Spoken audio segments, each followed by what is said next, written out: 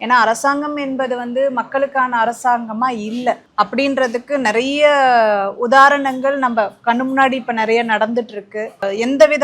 எந்த மாதிரியான ஒரு சூழல்ல மக்கள் வாழ தள்ளப்பட்டிருக்கிறாங்க. நாளுக்கு நாள் இந்த மாதிரி மோசமான அரசியல் அரசாங்கத்தினால மக்கள் எவ்வளவு பாதிக்கப்பட்டு நிக்கிறாங்க.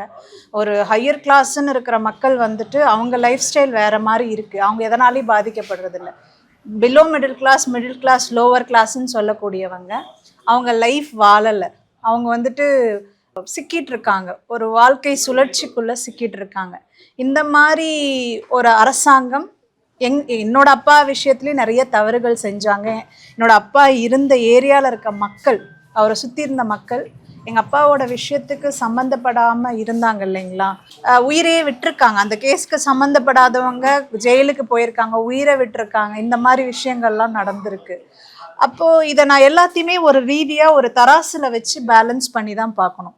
எனக்கு அந்த மக்களுக்கான நியாயமும் வேணும்.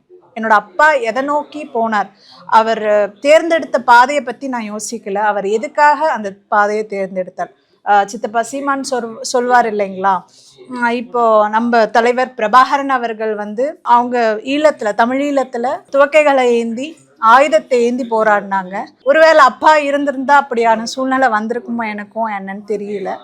ஆனா கருத்தியல் ஏந்தி போராடக்கூடிய தன்மையில என் மனநிலைமை இப்ப இருக்கு.